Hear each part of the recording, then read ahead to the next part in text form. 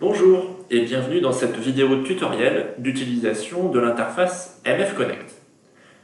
Afin de vous connecter à MF Connect, vous rentrerez ici votre adresse mail et votre mot de passe. Ceux-ci ont été configurés auparavant en cliquant sur le bouton Inscription ou alors après avoir cliqué sur le lien que vous avez reçu par mail lorsque votre concessionnaire a ajouté une machine à MF Connect en votre nom. Je clique donc sur Se connecter et j'arrive automatiquement sur l'interface d'utilisation de MF Connect.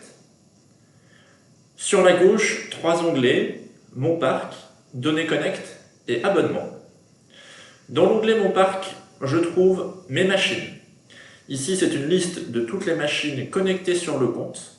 Et pour chacune d'entre elles, on peut visualiser le niveau de carburant, le niveau d'AdBlue, le nombre d'heures et le nombre d'heures avant le prochain entretien, et ce pour chacune des machines. Il est également possible de partager des machines entre plusieurs comptes clients. C'est par exemple utile dans le cadre d'une CUMA, où l'on va partager l'utilisation d'un tracteur ou d'une moissonneuse, par exemple, entre plusieurs adhérents. On va donc retrouver exactement les mêmes informations, à savoir le nom du tracteur, le niveau de carburant, le niveau d'AdBlue, le nombre d'heures et le nombre d'heures avant le prochain entretien. A noter que le véhicule qui est en train de tourner apparaît sur fond vert ou sur fond gris lorsqu'il est à l'arrêt. Enfin, l'onglet Aperçu du parc me permet de visualiser où se trouvent les différentes machines connectées. Celles qui sont symbolisées en vert sont des machines qui sont en train de tourner à l'instant T. Celles qui sont en bleu sont des machines qui ne tournent pas en ce moment. Sur la gauche, je peux visualiser la liste de toutes les machines de mon parc avec le modèle. Et ici, un petit graphique qui m'indique que cette machine a tourné dans la journée.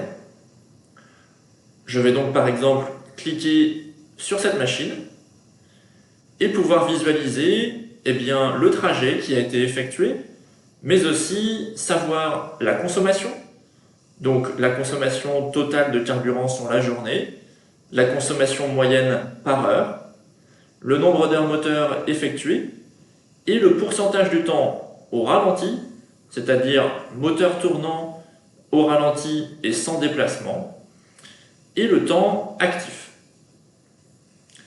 Enfin, en bas à droite, je suis capable de voir à quelle heure a été démarrée puis arrêtée cette machine. Ici, par exemple, de 9h39 à 10h04. On constate ensuite que la machine a été redémarrée de 10h18 à 10h21. Si je souhaite avoir plus d'informations concernant cette machine, je vais venir cliquer sur cet onglet, donc View Machine ou Voir Machine. Et je vais alors avoir ici le détail donc, du nom, du niveau de carburant, du niveau d'AdBlue, du nombre d'heures et le nombre d'heures avant le prochain entretien de cette machine. J'ai la possibilité de la partager. Et ici, je vais retrouver les statistiques d'utilisation avec la carte, les données de consommation, de pourcentage du temps au ralenti, au travail et le nombre d'heures moteur réalisées. Et ici, sous différentes couleurs, à chaque fois que la machine aura été arrêtée, lorsqu'on reprend de nouveau, on change la couleur du coloriage sur la carte.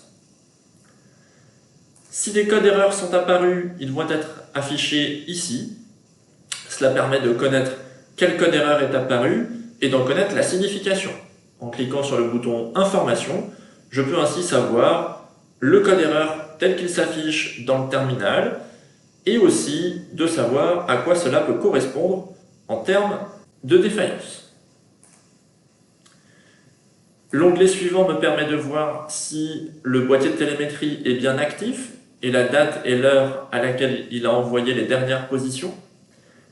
Et le menu Information me permet de connaître le numéro de série de la machine, son nom, etc.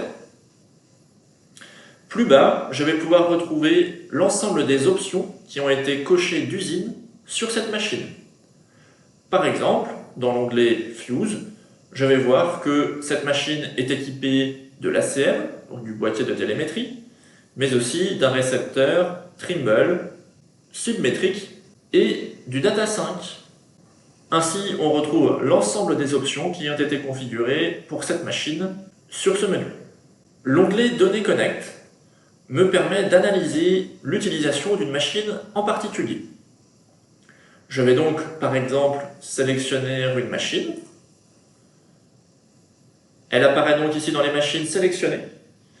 Et je vais ensuite aller cliquer sur Signaux pour choisir les signaux CAN en provenance de la machine, par exemple ici la vitesse et par exemple le régime moteur, et je vais être capable de sélectionner ici une période sur laquelle j'observe ces signaux.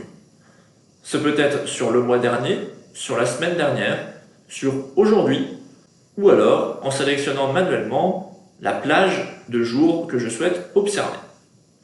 Je vais par exemple ici sélectionner la semaine dernière et cliquer sur Actualiser. Ainsi apparaissent sous forme de graphique les données sélectionnées et je vais pouvoir zoomer sur cette période d'utilisation en faisant un clic gauche et en sélectionnant tout simplement la période pour pouvoir zoomer sur l'utilisation de cette machine. On voit donc la première information qui est le régime moteur et en dessous la vitesse du véhicule. Il est également possible de cliquer sur Affichage de la carte afin de pouvoir voir où se trouvait le véhicule en fonction de la zone observée sur le graphique. Je peux bien sûr zoomer de manière très importante pour pouvoir bien analyser et bien comprendre comment est utilisée chacune de mes machines. Il est également possible d'en comparer plusieurs pour pouvoir, par exemple, partager des réglages qui permettent de faire de l'économie de carburant.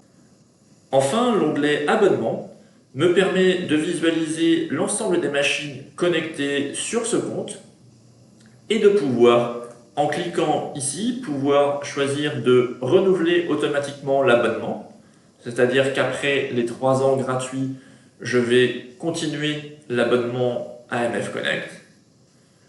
Il est également possible d'annuler l'abonnement. Cela est une opération à faire, notamment lors de la vente de la machine.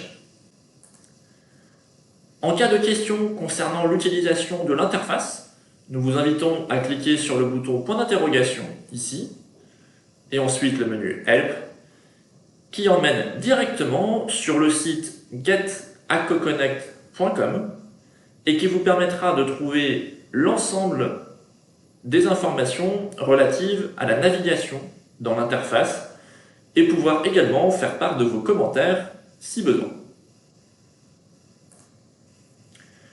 Je vous remercie pour votre attention et à bientôt.